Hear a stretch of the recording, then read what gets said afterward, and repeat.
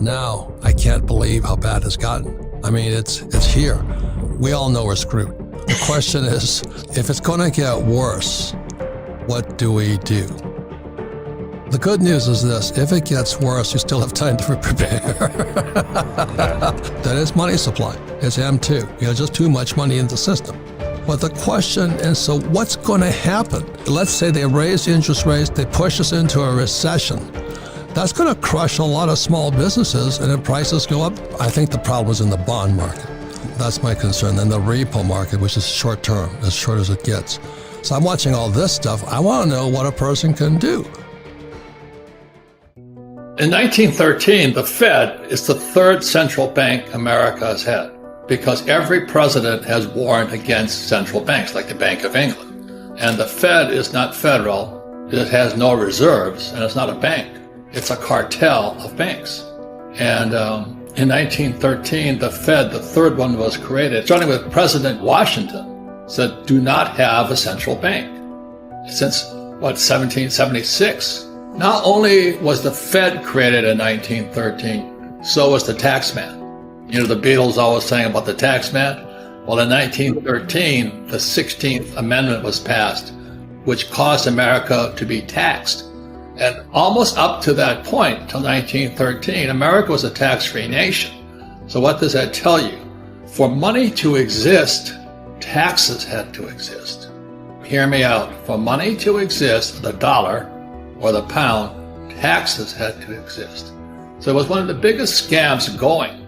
And that's why 1913 is so important. And then in 1944, as World War II was winding down, the world agreed to make the US dollar the reserve currency of the world, which it is today, if America promised to keep it backed by gold. So in 1944, the United States says, we promise we'll back it by gold. And then in 1971, President Nixon says, oops, we broke our promise. And that allowed money printing to go out of control. So here we are today. I just got this. It just came in. It's The Economist from London. And it says here, governments have spent $17 trillion on the pandemic, including loans and guarantees, for a combined total of 16% of the global GDP. That's how much money was printed last year. 16% of the global GDP. Now, if that doesn't cause you to run out and buy gold and silver, I don't know what will. They now have to keep printing or we crash. That's why I've been bullish on gold for all these years. You watch who's spending the money. It's the government. I don't trust them. I never have. So, I mean, they're so incompetent. I just can't believe it. They're incompetent people. They're like Marx, highly educated people who don't know how to make money. They're not capitalists.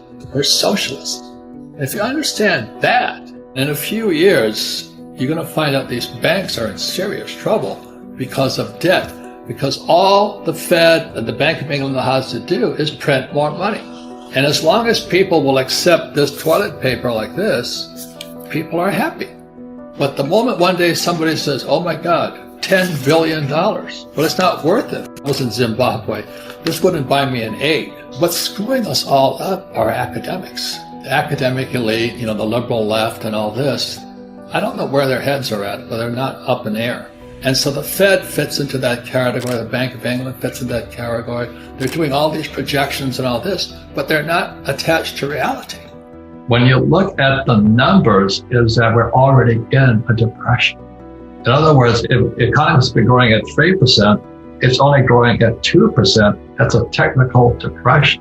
So people are watching, the stock market's up, everybody's happy and all this, but everything's inverting upon us.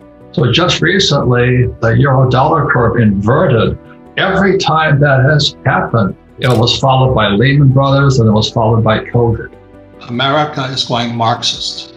And when I look at what's going on in Portland and Seattle and New York and Chicago and the cities, I mean, how in the world can we defund police and all this? How in the world can we keep printing money doing what we do? So I started storing gold in Switzerland and in Singapore.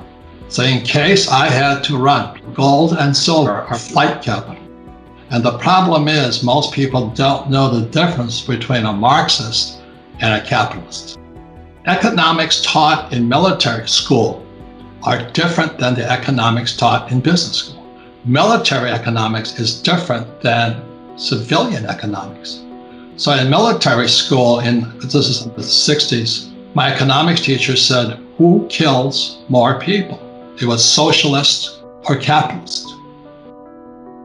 And the answer is socialist. The Nazi Party was a National Socialist, whatever we call it. They killed 18 million people, 6 million were Jews. Stalin, the USSR, Union of Soviet Socialist Republic, killed 26 million people. Mao Zedong killed 46 million people. Pol Pot in Laos and Cambodia, they killed 15 million people. So the reason Americans go to war is to fight that. We fight for capitalism. So the reason my uncles went to fight and an uncle fight in Korea is to fight socialism. If you study the Communist Manifesto, it's really simple to see. Communist Manifesto, it was designed, what Marx said, was to take people from agrarian into totalitarian. But to get there, they needed capitalists to set up, take them from agrarian to industrial. So once the capitalists were in place and they set up an industry, so what's going on? What happened in China? Mao came to power, and Mao was, China was an agrarian society. So Deng comes in and he says, to be rich is glorious. He was the first capitalist guy. He was bringing in capitalism to China. And now you have Xi, who is emperor for life, totalitarian for life, and they're killing the people in Hong Kong who are capitalists. The odds are Taiwan is next. So I say, as a former US Marine, I fought for capitalism. Unfortunately, America is going socialist, Marxist, and eventually totalitarian. So my money is out of this country. It's been out of this country for years. And I'm getting to run, just like the people are running out of New York City, Chicago, Portland, Seattle, and San Francisco. Well, it actually started, in my opinion, because I'm the baby boomer. The Marxists knew, or the socialists knew, the way into the U.S. was through the students. And you look at what's happening today, our schools are out and out teaching kids Marxism and socialism. So the freedom of speech is gone. That's why I'm concerned, is we're going more and more Marxist. But it actually started in September 17th, 2019, when the repo market went crazy.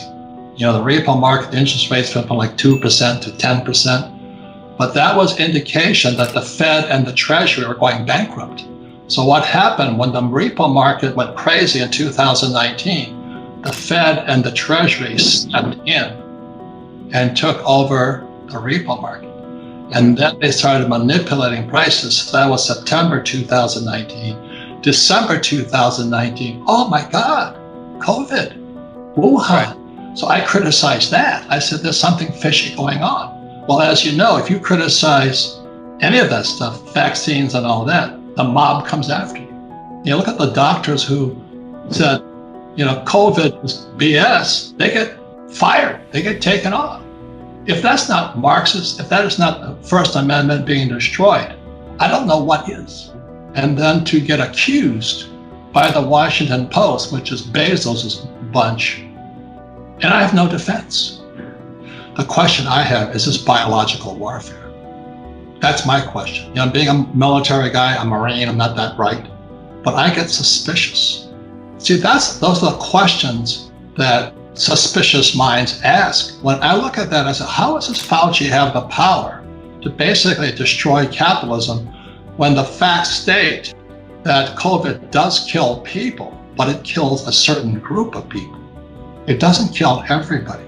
And so those are the questions, I've always had as a person who, not that I don't trust my country, I just don't trust it. Globalization is very, very left. There's a correlation between prosperity going to China and other countries and jobs leaving the country. You look at what happens, so guys like me, I make more money when jobs leave, truthfully, because my manufacturing is done in China and Taiwan and Korea. And so we just recently, this is before COVID, we started bringing our manufacturing back to the States. We've got to get back to protecting the worker and the jobs. Now that goes against the liberal point of view. What happens to the worker? That's my concern. I'm not Republican or Democrat, but I am a capitalist. I studied economics in military school, not business school. I did go to business school.